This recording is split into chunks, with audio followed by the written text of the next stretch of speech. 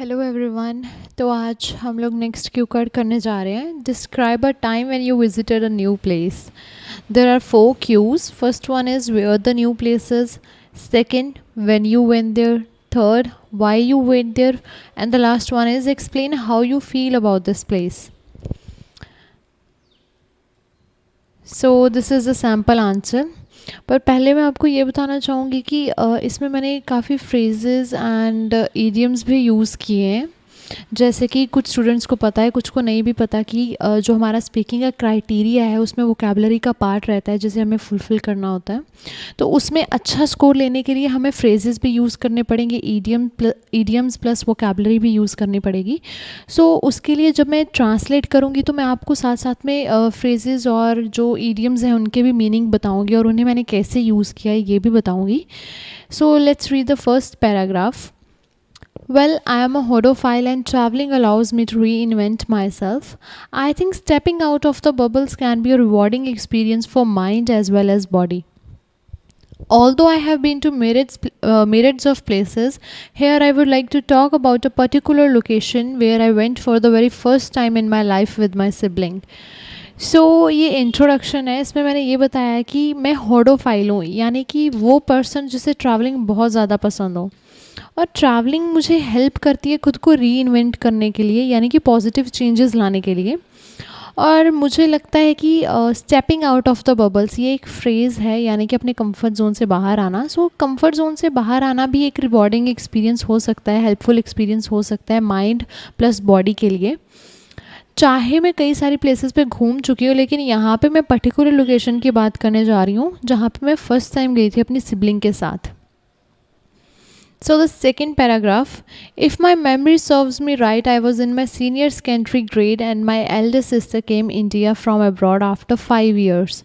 Thus she wanted to travel to some new and fascinating place. So she and I decided to visit Shimla, which is the capital of Himachal Pradesh, located in the Himalayan foothills. I was so thrilled to bits and packed all our necessary stuff. Then we hit the road in the wee hours to escape from the scorching rays of sun. So second paragraph के starting में ही मैंने idiom use किया है, if my memory serves me right. इसका मतलब है कि अगर मुझे अच्छे से याद है तो मैं तब सीनियर सेकेंडरी क्लास में थी और मेरी बड़ी बहन 5 साल के बाद अब्रॉड से इंडिया वापस आई थी। तो वो चाहती थी कि हम लोग किसी इंटरेस्टिंग प्लेस पे घूमने चलें। तो उसने और मैंने डिसाइड किया कि हम लोग शिमला जाएंगे, जो कि हिमाचल प्रदेश की कैपिटल है और ये लोकेटेड है हिमालयन फुट हिल्स पे। I was so thrill to bits. Thrill to bits again idiom है, इसका मतलब है एक्साइटेड। मैं काफ़ी एक्साइटेड थी एंड मैंने नेसेसरी स्टफ़ भी सारा पैक कर लिया था। Then we hit the road. Hit the road again phrase आया, इसका मतलब है यात्रा शुरू करनी। तो हम लोगों ने जो ट्रैवलिंग है वो वी आवर्स में ही स्टार्ट कर दी थी। वी आवर्स सबसे पहले तो मैं ये बोलूँगी कि ये जो मैंने वी आवर्स लिखा है इसको सही प्रोनाउंस करना है, आवर्स बोलना है। कई स्टूडेंट्स इसे हार्स बोलते हैं, कई आर्स बोलते हैं। सो इसे सही प्रोनाउंस करना है ताकि आपके मार्क्स ना कट हों। तो वी आवर्स होता क्या है? वी आवर्स जो मिडनाइट के बाद वाले आवर्स होते हैं, अर्ली मॉर्निंग को हम लोग वी आवर्स बोल देते हैं।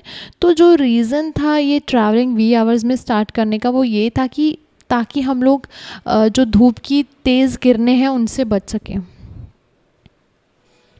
So the third paragraph, firstly we went to the Mall Road, which is the major hangout point and shopping center. Then we headed towards Kufri and it has become my favorite place as it is a resort hill station in the district of Shimla. It has other multifarious tourist traps such as Himalayan Nature Park, Kufri Fun World, other nature parks and many more. We went to all these attractive places and had so much fun doing adventurous activities. सो सबसे पहले हम लोग mall road गए, जो कि major hang out point है। यहीं पे ज़्यादा लोग घूमना पसंद करते हैं क्योंकि यहाँ पे शॉपिंग सेंटर्स भी काफ़ी अवेलेबल हैं। उसके बाद हम लोग कुफरी के लिए रवाना हुए और ये मेरी फेवरेट प्लेस बन चुकी है क्योंकि ये एक रिजॉर्ट हिल स्टेशन है। रिजॉर्ट जहाँ पे रिजॉर्ट मतलब कि वो प्लेस जहाँ पे काफ़ी सारे लोग आना पसंद करते हैं हॉलीडेज़ में घूमने के लिए, और ये लोकेटेड है in the district of Shimla. इसी प्लेस में और भी काफ़ी सारे टूरिस्ट ट्रैप्स हैं, यानी कि टूरिस्ट प्लेसेस हैं जैसे कि Himalayan nature park, Kufri fun world, other nature parks and many more. So ये सारी अट्रैक्टिव प्लेसेस पे हम लोग घूमे और एडवेंचरस एक्टिविटीज़ की और काफ़ी फ़न भी किया। Fourth paragraph is, moreover, I would like to mention that Shimla is eminent for pleasant walking experiences on hillsides surrounded by pine and oak forests. Staying at this place was like a big hug from nature. Moreover, it was like the trees were swooping down their branches and sweeping away all the burdens of my shoulder. इसके अलावा मैं mention करना चाहूँगी कि जो शिमला है वो काफ़ी फेमस है वॉकिंग एक्सपीरियंसेस के लिए हिल साइड्स पे। हिल साइड्स यानी कि जो स्लोपिंग सरफेस रहता है हिल का, उसको हिल साइड्स बोलते हैं। ये हिल साइड जो है वो सराउंडेड है, घिरी हुई हैं पाइन एंड ऑक फॉरेस्ट्स के साथ। और ये जो नेक्स्ट लाइन मैंने लिखी है, staying at this place was like a big hug from nature, इसका मतलब है कि वहाँ पे रह के मैंने नेचर को काफ़ी क्लोज से एक्सपीरियंस किया है, काफ़ी करीब से मैंने एक्सपीरियंस किया उसको। Moreover it was like the trees were, और ये वहाँ का एक्सपीरियंस ऐसा था कि जैसे लग रहा था जब हवा चलती है, ट्रीज़ की जो ब्रांचेज़ हैं वो नीचे आ रही थी और जो भी मेरी एंग्जाइटीज़ थी, बर्डन था, वो सारा स्वीप अवे कर रही थी, यानी कि साफ़ कर रही थी, रिड्यूस कर रही थी branches. Last paragraph, this place remains in the bucket list of plethora of people as it gives soothing and eye-opening experience. Undoubtedly, I am one of them and would also like to go to this place again with my kith and kins. All in all, this was all about the mesmerizing trip to new place where I went with my cousin.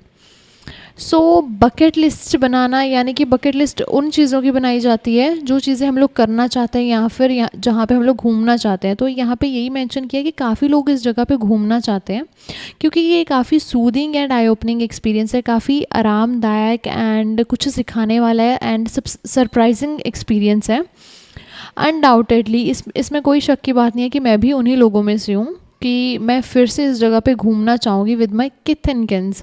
ये फिर से idiom आया है, इसका मतलब है relatives and friends. सो ये Q card था एक फैसिनेटिंग यानी कि इंटरेस्टिंग ट्रिप के बारे में, मेस्मराइजिंग ट्रिप के बारे में, जहाँ पे मैं पहली बार अपनी कज़न के साथ गई। So thank you everyone for watching this video, and if you have any questions related to offline and online batches, you can WhatsApp us at this given number.